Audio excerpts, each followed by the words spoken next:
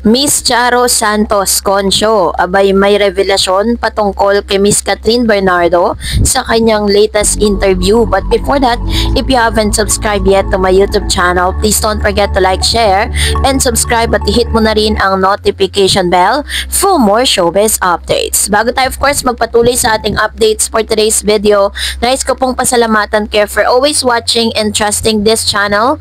Thank you so much sa inyong palagi ang panonood at palagi ang pagsubaybay sa mga updates po natin. At ngayon, pag-usapan natin si Miss Catherine dahil pinuputakte at ayaw pa rin tantanan ng intriga si Catherine Bernardo at Nadine Lustre, no? Sa dami daw kasi ng mga produktong ini-endorso ni Catherine Bernardo ngayon, halos araw-araw ay may mga ganap ito para sa iba't ibang brands. Kung hindi siya dumadalo sa mga brand-related events at pumipirma ng kontrata, ay nasa shooting itong ng advertising campaign. Gaya na lang nitong Lunes, may ginawa na naman si Catherine na bagong TV commercial para i-endorse ang product. Bagong brand na naman ito ha. Ang bongga ni Kat ha, hindi pa man lumalabas ang inaabangang first TVC nila ni Nadine Lustre for hair product, ay may mga nakalinya ng schedule ng airing ng mga latest ad and campaign niya. Speaking of Kat, Nadine, super excited na ang fans nila ni Kat na mapanood ang kauna-unahang project nila together. Ilang araw na nga na nagte-trending sa online world kahit sa Webes May 2022 pa ere ang pinag-uusapang TBC. Ang nakakaloka lang, may kumakalat pang debate online tungkol sa inilabas na photo teaser ng hair product campaign kung saan makikita ang side view profile nila Kat at Nads. May mga nagkukumpara kasi sa itsura ng dalawang aktres. Sa tingin ng marami, mas natural daw ang beauty ng Asia superstar kaysa kay Nadine. Nako, tigil-tigil na sana nila ang pag-iintriga sa dalawang aktres, no? Mukhang okay naman ang samahan nila. Marami nga ang nagsiship na after ng nasabing endorsement project ay makagawa ng isang pelikula o serye ang dalawang reyna ng showbiz. At hindi pa dyan, dahil pinag-uusapan din ngayon si Miss Catherine Bernardo bilang isa sa mga aktres na napili nitong si Miss Charo Santos para po magbida sa kanyang life story. Dahil sumalang sa unang pagkakataon sa Pastok, itong si Miss Saboy Abunda si Charo Santos. Kasama si Charo sa nasabing guesting ang kapareha niya sa pelikulang Only We Know na si Ding Dong Dantes. Andun nga sila para i-promote ang nasabing pelikula kung saan ni-reveal ni Charo na ito ang kanyang unang romance film. Ito talaga yung first story about love sa ginawa ko, romance talaga, sabi ni Charo. Nakakabata raw ang pakiramdam na gumawa ng isang romance film.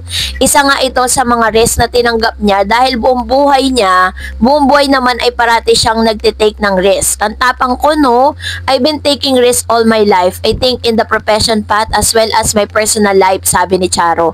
Dagdag pa niya, sabi ko nga kay Dong, in some of our conversation, this is also risk, but maybe more of risk for you. Kaya tinanong ko siya, sigurado ka, gagawin mo talaga to. Paglilinaw niya, we're two professionals who got together and we breathed life into this beautiful narrative. I'm proud to say that we were able to create a love team in Betty and Ryan. Hindi rin pinalagpas ng host ang programa na si Boy Abunda na isa lang si Charo sa Pastok. Isa sa mga tanong ni Boy, gagawan mo ng pelikula ang buhay mo, ano ang magiging title? Sabi niya, Roses. Ang sagot ni Charo, kaya ang sumunod na tanong ni Boy ay kung sino ang gaganap na yang Charo. Si Catherine Bernardo ang napili ni Charo na gumanap bilang younger version niya. Tuwang-tuwa syempre ang mga fans ni Kat dahil perfect nga ito bilang young Charo. Anyway, mapapanood na ang sa sinihan ang Only We Know sa June 11. Pero mas bongga ang follow-up question ni Mr. Boy Abunda dito po kay Miss Charo.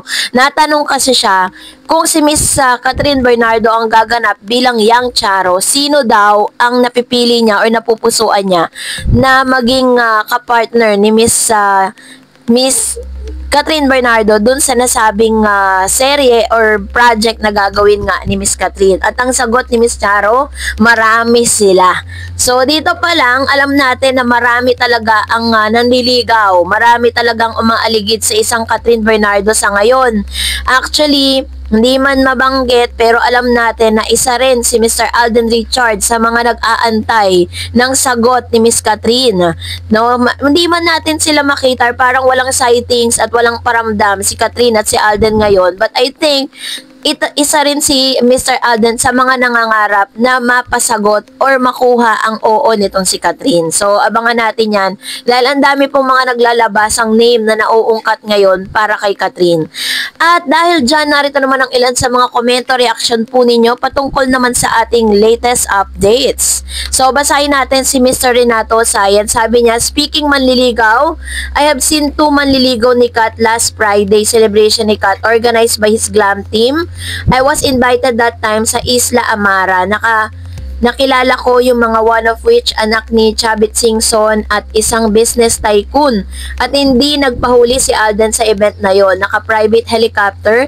And I believe yung private helicopter na yon din ang sponsor ni Alden sa pagpapaaral at pagkapiloto. Although maagang nag-uwian yung mga Singson na yon, yung Jam Business Tycoon na yon, isang using his own private yacht. Sobrang astig ni Alden. Magstay siya days until morning. Then, lumipad si Alden for fun run. Ayun. Ito yung kanyang parang sinasabi niyang experience niya, no? So, si Renato Sayan kasi is one of the nakatira po yan sa Canada and baka nandito siya sa Pilipinas ngayon at nagbabakasyon, kaya po nandoon siya sa ano na yon, sa event na yon. But anyways, masaya tayong malaman na may ganong ganap po si Alden at si Catherine Bernardo, no, na talagang pinupush ni Mr. Alden Richards. And hindi totoo yung mga naglalabasan na parang tumigil na si Alden, hindi siya consistent dun sa panliligaw niya kay Alden Richards, kung totoo talagang naganap to at nangyari. Kasi sa ngayon, kung mapapansin po ninyo, hindi po ganun kadalas yung paglalabas natin ng mga updates patungkol kay Catherine at Alden dahil wala nga tayong nababalitaan. Ang hirap naman po talaga na mag-imbento tayo ng mga balita. And parang nanloloko na tayo ng mga tao niyan, di ba? Sabi ni Sir Joel Lopez, wala na kasing Katniel, kaya wag nang ipilit. Kung gagawa lang din naman kayo ng balitang totoo lang, si Kat, naka-reserve na yan kay Alden. Baka magulat na lang kayo, kakasal na yung dalawa. Ayan. So, ito naman yung kanyang opinion patungkol naman dito po kay Miss Catherine and Alden Richards. So, alam nyo kapag binabangkit po si Catherine at Alden sa SOCMED, ang dami pong nagre-react, ang dami nagagalit, at sinasabi nilang wag na raw iugnay ang pangalan ni Catherine kay Alden. I don't know why. Sabi ni Mr. Edmundo Lavay, sana wag nang pag-usapan ng ex niya. Kaya dapat si ex mag-shota ng matino, wag politiko. Pwedeng artista pero dapat matino na matino. Ayan. So, ito yung kanyang komento, no? Pero, sabi po, meron po kasing isang source na nagsasabi na marami nga po talagang nanliligaw kay Catherine. May mga politicians, meron din pong parang ibang mga, sa ibang line naman sila nakakonect, pero mas pinagbibigyan at lagi niya raw kausap di umano ang politician. And of course, another one, sabi ni ng isa pang komento. Sabi ni Jade, sabi niya, Miss Renato, sa palagay nyo ba malaki ang pag-asa ng manok natin na si Tisoy? And sabi ni Miss Presi, naku, wala yan sa marketing sales, mahina siya. And sabi ni walay daw sa marketing sales, mahina siya, laos na kasi siya. Ayun. So, ito yung kanyang, sino kayo sinasabihan ni Ma'am Shi, no, na mahina na at sa marketing sales? Actually, hindi po hihina ang marketing sales ni Catherine. Dahil alam po natin na isa siya sa talagang pinagkakatiwalaan ng maraming mga brands dito sa Pilipinas. So, that's it for today. For more videos and updates, please don't forget to like and subscribe. And please don't forget to follow my Facebook page, Dar Eds TV. God bless everyone.